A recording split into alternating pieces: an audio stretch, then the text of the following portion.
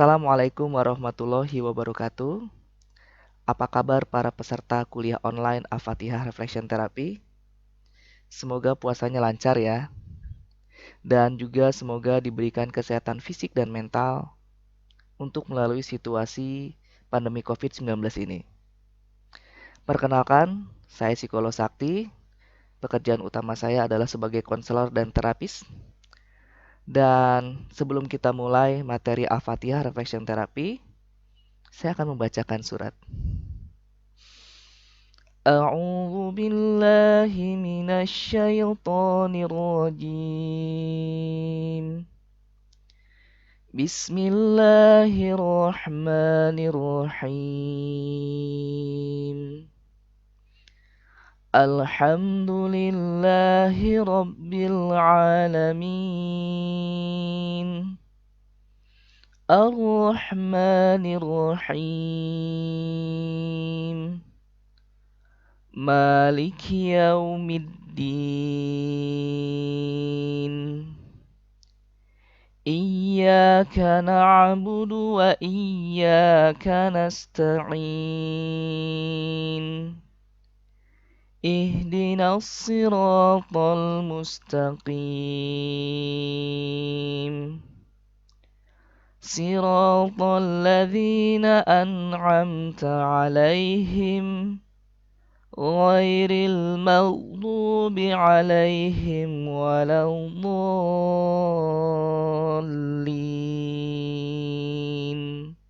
Baik, itu adalah surat Al-Fatihah yang biasa Anda baca ketika sholat. Nah, apa sih hubungannya surat Al-Fatihah dengan terapi psikologis? Saya akan jelaskan sebagai berikut.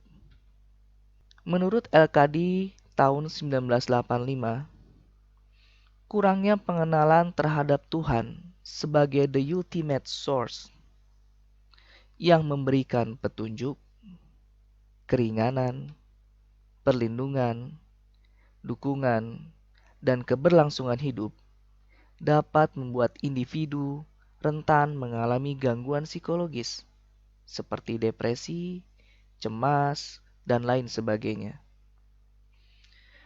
Nah, pada dasarnya jauh-jauh hari sebelum tahun ini itu sudah dicanangkan penggabungan intervensi antara psikoterapi yang konvensional dengan pendekatan agama.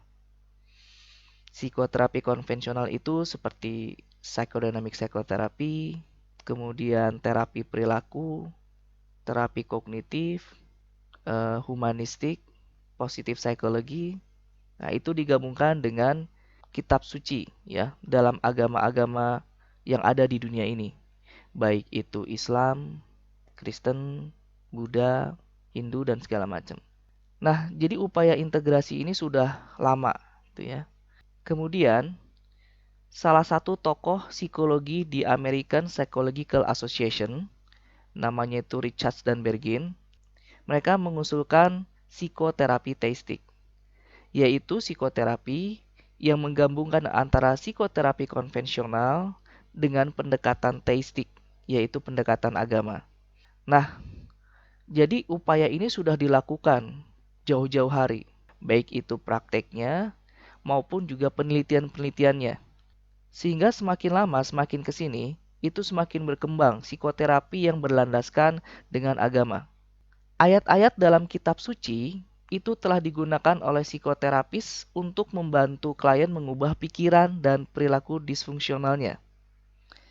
Metode ini bisa dikategorikan dalam intervensi religius. Jadi di sini lebih spesifik lagi. Psikoterapi yang menggunakan pendekatan kognitif dan perilaku diintegrasikan dengan ayat-ayat dalam kitab suci itu didefinisikan sebagai intervensi religius. Nah, jadi dasarnya ada psikoterapi yang berlandaskan pada agama dan lebih khusus lagi menggunakan ayat-ayat kitab suci. Nah, sehingga dalam hal ini para praktisi di bidang kesehatan mental, para psikoterapis, para konselor sah-sah saja menggunakan pendekatan psikoterapi manapun yang diintegrasikan dengan ayat-ayat dalam kitab suci. Tidak hanya dalam Islam saja, di agama Kristen pun sudah berkembang istilahnya pastoral counseling yang menggabungkan psikoterapi dengan Injil. Nah, dalam hal ini, Al-Fatihah Reflection Therapy merupakan bagian dari intervensi religius itu. Sebagaimana kita ketahui, kitab suci dalam umat Islam adalah Al-Quran. Apa itu Al-Quran? Saya kira Anda sudah tahu semuanya ya. Al-Quran adalah kalam Allah yang mengandung mukjizat. Diturunkan kepada Nabi Muhammad. Ini khusus untuk Nabi Muhammad. Melalui siapa? Melalui malaikat Jibril. Dengan redaksi langsung dari Allah. Jadi dari mulai susunan kata-katanya itu tidak ada yang diubah sedikit pun, langsung redaksinya gitu ya. Berbeda mungkin halnya dengan hadis ya, yang redaksinya bisa berbeda dengan apa yang disampaikan. Kalau nggak salah sih gitu ya. Kemudian diriwayatkan secara mutawatir, artinya diberikan kepada sejumlah banyak orang sehingga mustahil untuk berdusta, dan membacanya dinilai ibadah.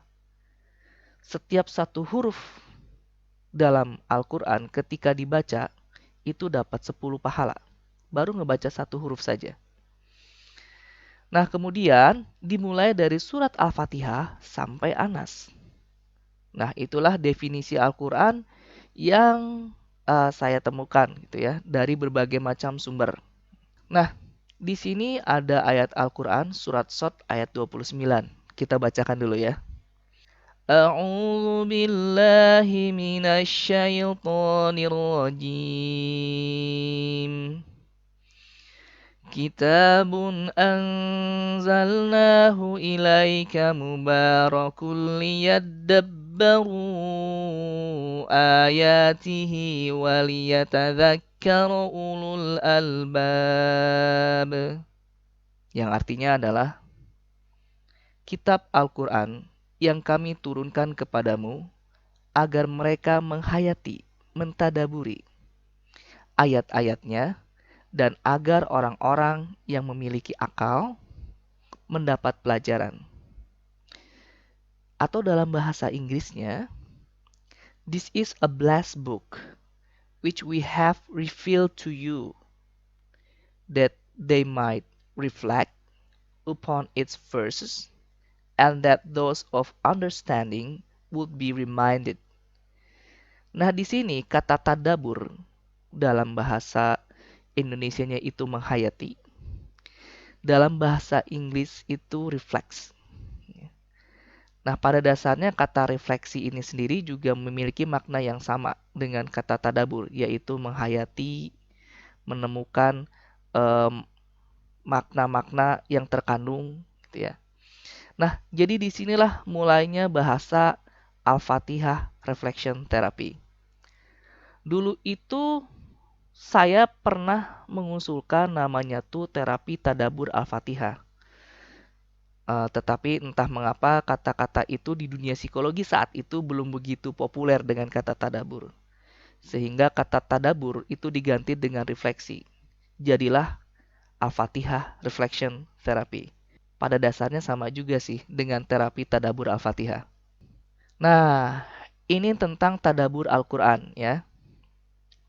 Jadi menurut Al-Lahim, salah satu guru besar di Ulumul Quran, tahun 2006 mengatakan bahwa yang disebut dengan tadabbur Al-Quran itu adalah upaya memikirkan dan merenungi ayat-ayat Al-Quran agar bisa memahaminya dan mengungkapkan makna, hikmah, serta maksud yang dikehendakinya. Jadi betul-betul pada saat membaca Al-Quran itu benar-benar direnungi, tidak di-skip, tidak dilewat begitu aja. Kemudian, kita juga memahami dan mengungkapkan makna serta hikmah. Bagi kita yang awam, cara mentadaburi Al-Quran tentu tidak sembarangan dengan interpretasi kita sendiri. Saya misalnya, saya bukan ahli dalam tafsir Al-Quran. Maka dalam hal ini, saya memerlukan beberapa referensi sumber tafsir Al-Quran untuk apa? Untuk memahami, mengungkapkan makna, hikmah yang dikehendaki oleh surat Al-Fatihah dalam hal ini. Nah, dengan mentadabur Al-Quran, maka individu dapat mengambil pelajaran sebagaimana yang sudah disampaikan dalam surat Shad ayat 29. Kita lihat lagi ya. Terjemahannya adalah, kitab Al-Quran yang kami turunkan kepadamu agar mereka menghayati ayat-ayatnya dan agar orang-orang yang berakal mendapat pelajaran, ya. Nah, sehingga perasaannya menjadi lebih tentram. Dari mana perasaan lebih tentram ini? Nah, dari ayat yang ini, surat Yunus ayat ke-57 ya. Kita bacakan dulu ya. A'udzu billahi minasy syaithanir rajim. يا أيها الناس قد جاءتكم موعظة من ربكم وشفاء لما في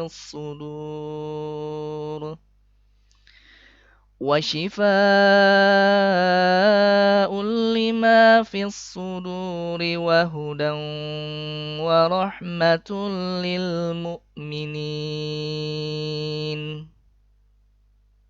Yang artinya adalah, hai manusia, sesungguhnya telah datang kepadamu pelajaran dari Tuhanmu dan penyembuh bagi penyakit-penyakit yang berada di dalam dada, dan petunjuk serta rahmat bagi orang-orang yang beriman. Nah, dari surat Al-Quran yang ini, diberitahukan kepada kita bahwa inilah kitab suci yang jadi pelajaran untuk penyembuh bagi penyakit yang berada di dalam dada. Penyakit di dalam dada, dalam hal ini adalah, betul sekali ya, hal-hal yang berkaitan dengan mental atau jiwa. Ya. Jadi dalam surat Yunus ini sudah jelas dikatakan bahwa Al-Quran itu sebagai penyembuh untuk penyakit jiwa. Kalau apa? Kalau individu tersebut menghayati dan memaknai ayat-ayatnya.